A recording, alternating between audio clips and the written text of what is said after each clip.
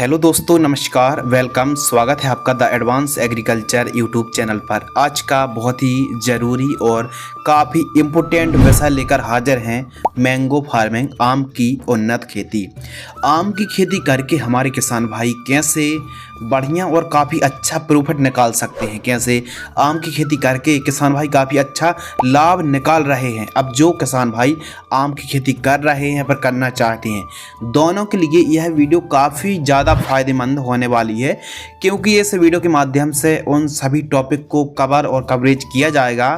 क्योंकि जैसे कि आम के पौधे पर फल ना आना, या फिर कम आना, या फिर थोड़ा अच्छी क्वांटिटी पर फल आना, या फिर फल आ भी रहे हैं तो उतनी अच्छी क्वालिटी, चमक, साइज, शेप देखने के लिए नहीं मिल रहा है। पौधे से पौधे की दूरी कितनी रखनी चाहिए, कौन सी वैरायटी लगानी चाहिए, और काफ़ी ज़रूरी टॉपिक इस वीडियो के माध्यम से शेयर करेंगे। यहाँ तक कि लाभ, लागत, प्रॉफिट, नेट प्रॉफिट के साथ साथ दोस्तों लाइफ साइकिल, खेत की तैयारी, भूमि, टाइमिंग। तो चलिए शुरू करते हैं। सबसे पहले बात करते हैं टाइमिंग की। मैंगो फार्मिंग, आम की जो बागवानी है, इसकी टाइमिंग क्या है। ग्रीष्मकालीन पर फरवरी से मार्च पर पौधरोपण करें। बरसात में अगस्त से सितंबर के मध्य पौधरोपण करें।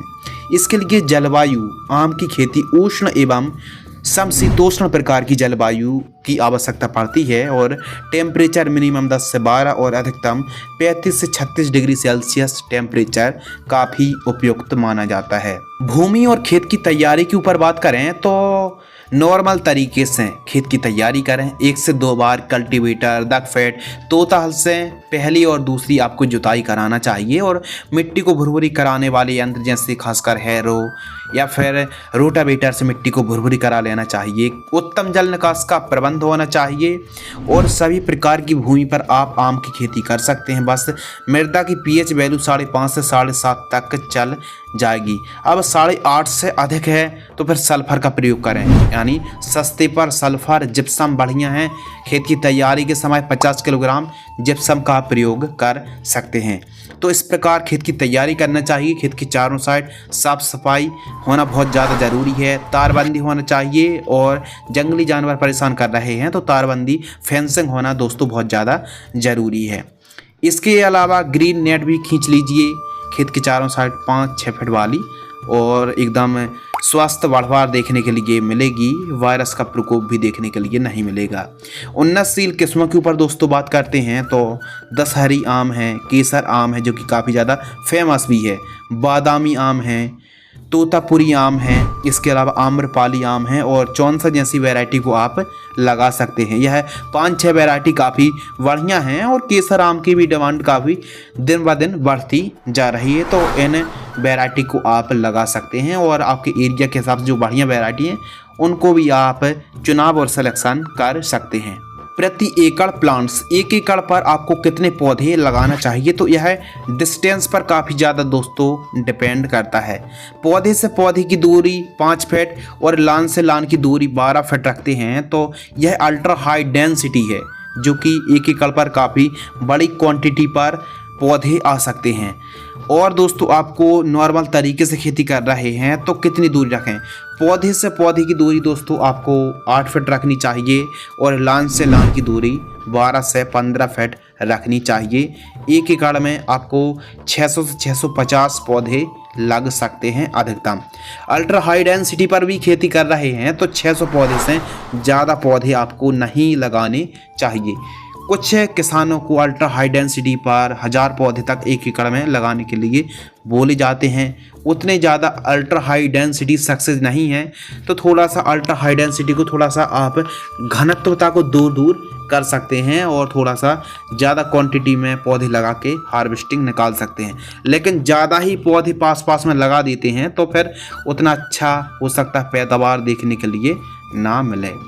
बेसल डोज के ऊपर दोस्तों बात करते हैं। बुआई के समय यानी पौधरोपण के समय गोबर खाद 4 trolley, SSP 100 kg, DAP 50 kg, MOP 20 kg प्रति एकड़ पौधरोपण करते समय बेसल डोज के रूप में प्रयोग करें। और ड्रिप सिंचाई के लिए आप फ्लैट इरीगेशन से सिंचाई कर सकते हैं, ड्रिप से भी कर सकते हैं। 20 mm बटन वाली ड्रिप को आप लगा सकते हैं। बेड विधि से खेती करें। आपको बेड की चौड़ाई 3 फीट, बेड की ऊंचाई 1 फीट और बेड से बेड की दूरी 12 फीट रखनी चाहिए। यह डिस्टेंस काफ़ी उपयुक्त है। पौधरोपण के ऊपर दोस्तों बात करते हैं। आपको नर्सरी से तैयार किए गए पौधे को ही पौधरोपण करना चाहिए या फिर आप ग्राफ्टेड पौधे को भी लगा सकते हैं। 1.5 बाई 1.5 का गड्ढा खोदना है और 30 दिन की तेज़ धूप लगाना है और उसके बाद पर्याप्त मात्रा पर फील्ड पर सिंचाई करके एक एक पौधे की पौधरोपण करना चाहिए। स्टार्टिंग के दिनों पर केयर करना पौधे की बहुत ज़्यादा ज़रूरी होता है।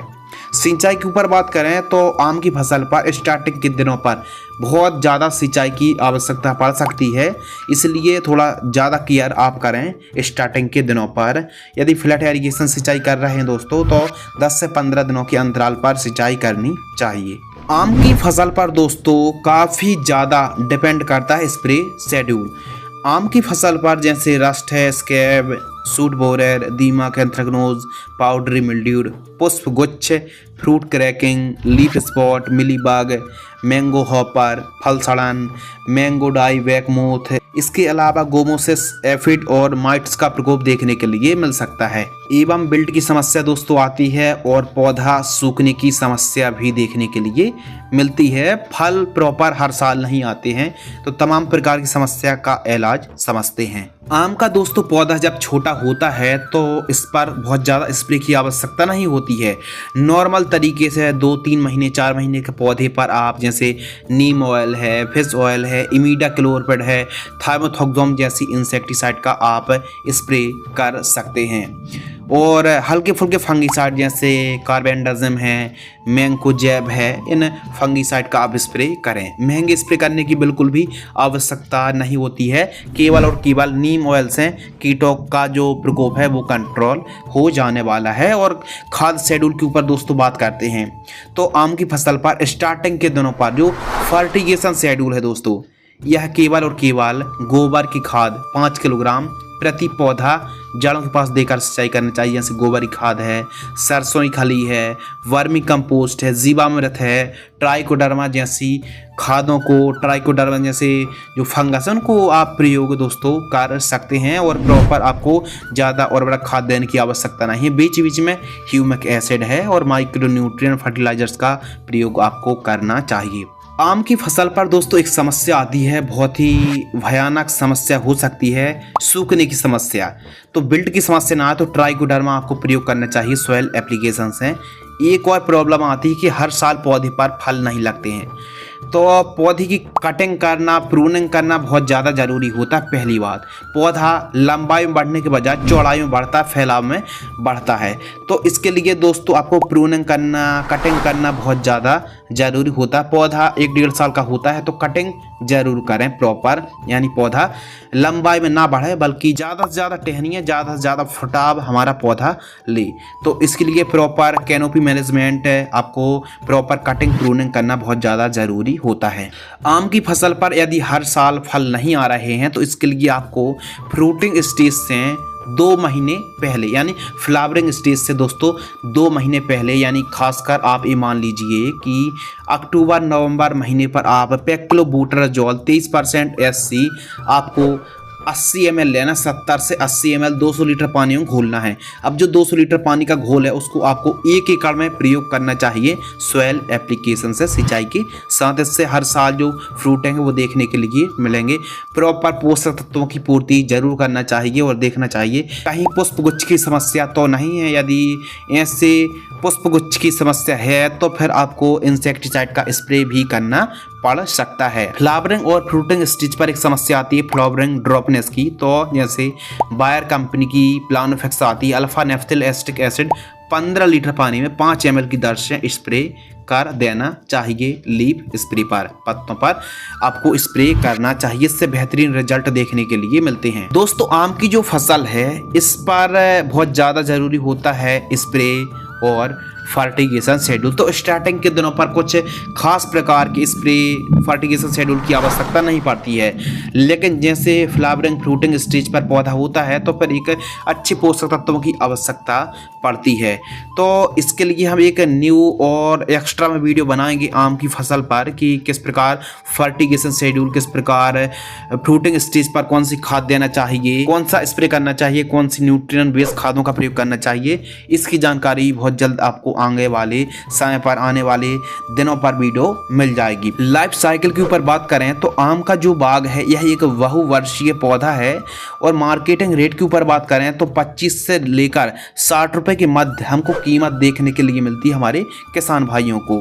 फर्स्ट जो कटिंग है 8 से 9 माह के मध्य जब पौधा होता है तो हमको प्रूनिंग कटिंग कर देना चाहिए। उत्पादन के ऊपर बात करें तो एक एकड़ में 130 क्विंटल पैदावार देखने के लिए मिलती है। पौधा जैसे जैसे विकसित होता जाएगा उस हिसाब से पैदावार बढ़ने वाली है। लागत के ऊपर दोस्तों बात करते हैं, एक एकड़ में आम की खेती करते हैं तो 70 से 80 हजार रुपये के आसपास कम से कम मिनिमम लागत लगने वाली है। मुनाफा सभी लागत को काटकर आप हर साल दोस्तों 3 लाख 3.5 लाख रुपए के आसपास कमाई कर सकते हैं। तो आम के बाग से आप दोस्तों बहुत ज़्यादा लागत नहीं लगती है, बहुत ज़्यादा केयर नहीं करनी पड़ती है। तो आम की खेती से भी हमारे किसान भाई काफ़ी अच्छा प्रॉफिट निकाल सकते हैं। एवं 2 से 3 साल का पौधा विकसित हो जाता है, कटिंग करें, प्रॉपर प्रूनिंग करें, प्रॉपर सिंचाई और प्रॉपर पोषक तत्वों की पूर्ति करें, काफ़ी अच्छी क्वांटिटी पर फल की संख्या देखने के लिए मिलेगी। अब कुछ ऐसी वैरायटी हैं जो कि 1 साल का पौधा फल देना शुरू कर देता है, लेकिन प्रॉपर पूर्ण विकसित 3 साल का पौधा एक अच्छी हार्वेस्टिंग देना शुरू कर देता है। तो इस हिसाब से हमारे किसान भाई आम की खेती करके काफ़ी अच्छा प्रॉफिट आम के बाग से निकाल सकते हैं। तो फलों का राजा दोस्तों जो आम है, हमारे किसान भाई आम की खेती करके, मैंगो फार्मिंग करके काफ़ी बढ़िया प्रॉफिट आप इस फसल से निकाल सकते हैं। अधिक जानकारी के लिए दोस्तों आप जुड़े रहिए the advance agriculture YouTube channel के साथ। मैं आपका होस्ट एंड दोस्त शिव कुमार। मिलते हैं इसी प्रकार एक और कृषिकार एग्रीकल्चर से जुड़ी नई नॉलेजेबल और ज्ञानवर्धक जानकारी के साथ। तब तक के लिए धन्यवाद, नमस्कार, जय हिंद, वंदे मातरम।